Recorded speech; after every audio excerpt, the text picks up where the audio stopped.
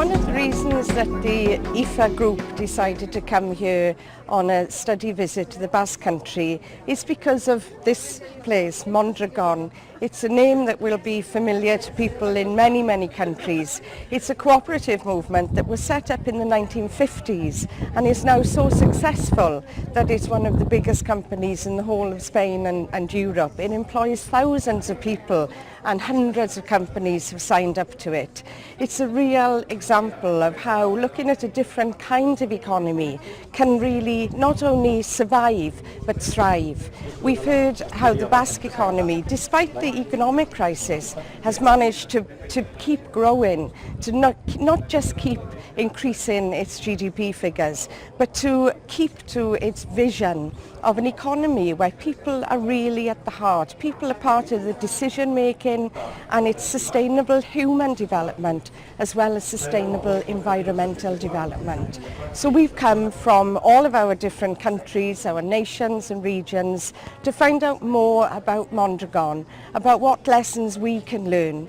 This 22,000-person town of Mondragon in Spain's Basque region is home to the world's largest worker cooperative network. The Mondragon Corporation was founded half a century ago by a young priest named Jose Maria Arizmendi Arrieta and some of his acolytes. Today, Mondragon is an advanced industrial economy within itself, competing in global markets. The cooperative has found a way, crisis after crisis, to keep growing. Mondragon operates under the values of participation, innovation, social responsibility, and cooperation. The critical purpose of the firm is to benefit its members rather than its shareholders. The Mondragon system is one of 4 case studies analyzed in The Capital and The Debt Trap, a research monograph which summarized evidence claiming that cooperatives tend to last longer and are less susceptible to perverse incentives and other problems of organizational governance than more traditionally managed organizations. Workers in Mondragon have the right to participate in a democratic decision-making governance structure. They are given skill trainings and social safety nets to ensure sustainable employment, and they experience a work culture of solidarity and alliances. Interest in the Mondragon Corporation's time-tested model has surged. An increasing number of workers and business around the world are looking to this small town as a model to tackle wealth and income inequality. At the more than 100 cooperatives that form part of the Mondragon network, many of the workers are also owners. They set their own salaries in an annual vote and receive a share of their company's yearly profits. There are agreed-upon wage ratios between executive work and field or factory work. As a rule, managers can only earn 6 times more than the lowest-paid worker. At some companies, the gap is even smaller. Mondragon cooperatives are united by a humanist concept of business, a philosophy of participation and solidarity, and a shared business culture. The culture is rooted in a shared mission and a number of principles, corporate values, and business policies. The impact of Mondragon's vast corporate network, which employs 80,000 people globally, shows this type of business can be very successful. Many who are interested in starting their own worker cooperatives think that they need it as a new solution to old problems. The corporation's companies manufacture consumer goods, capital goods, industrial components, products, and systems for construction and services. Mondragon also runs Araski, one of the leading retail groups all over Spain and in southern France. Spain offers universal healthcare to its citizens, and Mondragon offers its own universal coverage system. The Mondragon pension system is now well aligned and fully integrated with the Spanish government system.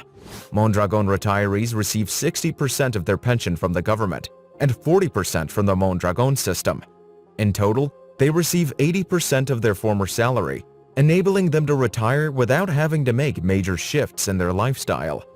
Considering that it's gotten so big, governance is also an issue that Mondragon has figured out really well, striking an important balance between the need for democratic decision-making and managerial discretion. Interest in worker co-ops tend to increase in times of crisis. For example, the number of such companies in the US doubled to more than 600 from 250 in the decade or so after the 2008 recession. The objective of the cooperative is not to produce rich people, it's to produce rich societies. It provides stable employment with some wealth-building opportunities. Co-ops also have the potential to allay some concerns that underpin the Great Resignation, such as frustrations about not having a say in workplace decision-making. According to an analysis of all businesses in Uruguay between 1997 and 2009, worker cooperatives have a 29% smaller chance of closure after controlling for variables such as industry.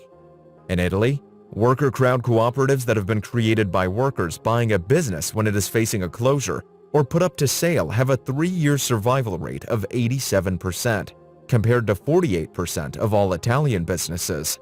A study of Spanish and French worker cooperatives found that they have been more resilient than conventional enterprises.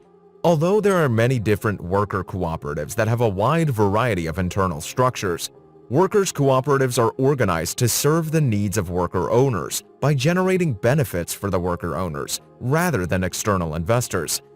This worker-driven orientation makes them fundamentally different from other corporations.